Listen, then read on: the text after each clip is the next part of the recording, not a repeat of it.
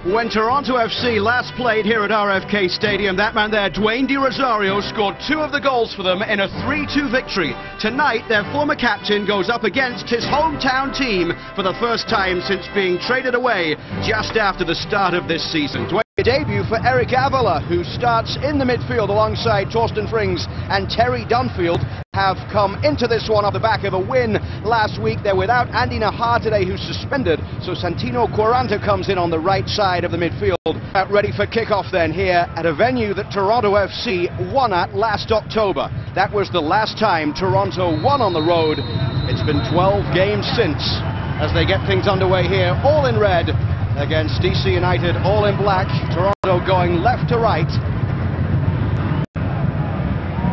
This is chased by Avila, and the keeper came a long way, and the assistant referee is flagging as the referee comes over to give the free kick for Toronto FC for the foul by the keeper Bill Hamid on Eric Avila. Now the assistant referee and referee have just had a quick conversation about what to do with this.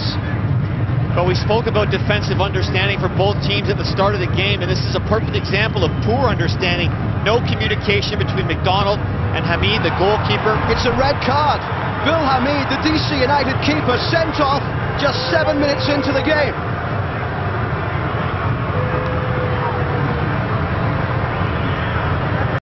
Eckersley now will switch it over. Iro. I think the left back, Ashton Morgan, is getting forward. Joel Plata. Now they work it through. Avila dancing on the ball, gets a shot off and thrown it. So free kick here for DC United. De Rosario into the net. Into the net.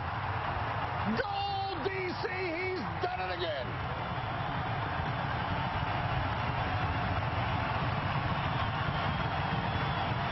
When you give a player with that quality day who can strike from distance and historically has done that much space, you're talking about poor defending but great execution. A wet ball does the following to a Stephen Fry. Just cannot get a piece of this ball, gets overpowered by just a great strike, shoelaces, and execute. So again, service, part running eventually will take. Quaranta, this comes out to De Rosario. De Rosario knifing into the box, getting a step, gets a shot off, Fry the save, Wolf trying to poke it in. Iro clears.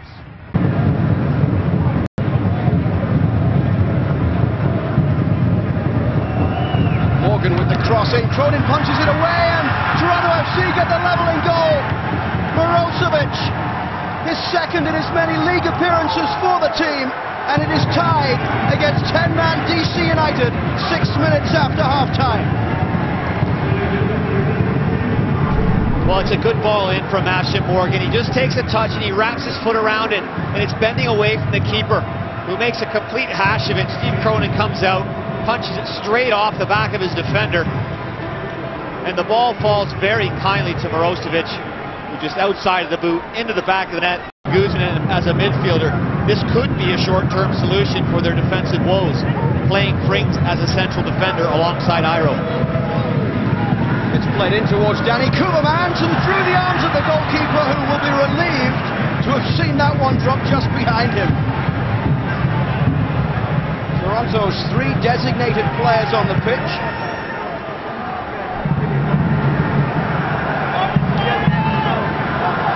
DC's designated player, Branko Boskovic, out with a season-ending injury.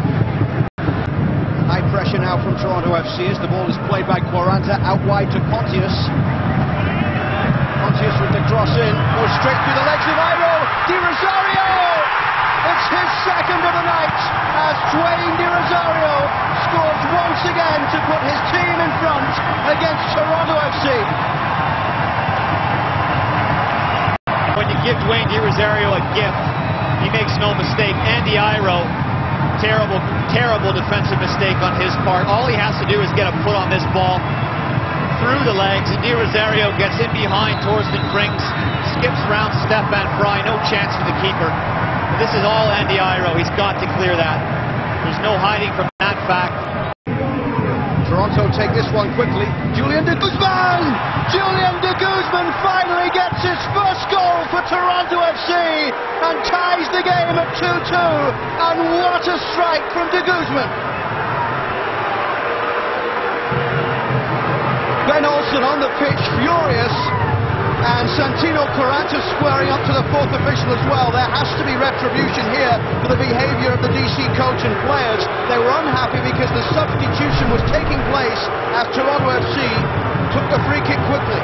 Well, Julian de Guzman, a great strike from distance. I think it takes a bit of a deflection on the way in. They're back, Ben Olsen, not happy, going over to shake the hand of the coaches.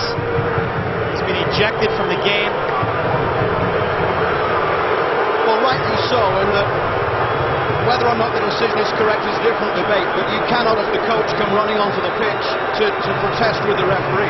No, there's no question about that Ben Olsen's behavior is worthy of a red card, but he certainly has justification for feeling upset.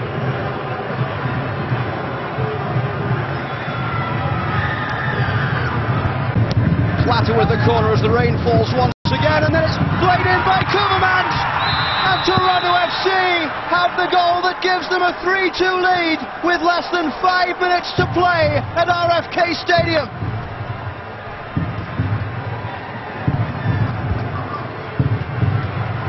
Well, Steve Cronin has to accept blame for this. This is goalkeeper error. Poor marking though. The corner comes in. Koevermans is free. He doesn't get a great connection on it, but he does the right thing. He directs it on target. Cronin makes a complete hash of it. You just see Koevermans there, back post, slips his marker, gets a side footer on it, straight at the keeper, right through his arms. It's a little bit slippery, a little bit wet. Straight back at the other end, Prince has to defend, and Stefan Fry with a save! And that's a penalty for DC United.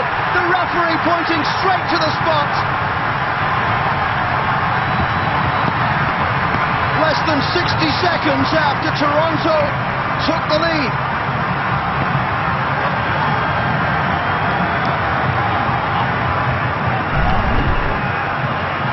Well, Toronto FC just can't defend like this and expect to get results. Di Rosario with a chance for a hat-trick to bring it level again at 3 apiece. Di Rosario has 2 goals already tonight. Make it 3. He ties the game for DC United with 2.5 minutes left to play, less than 60 seconds after Toronto had taken a 3-2 lead. It's a Di Rosario hat-trick.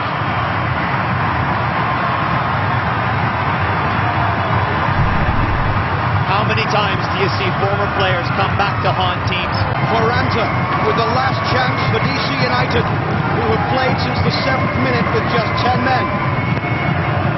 The delivery to the 6-yard box, punched away by Stefan Fry. The referee takes a check of his watch.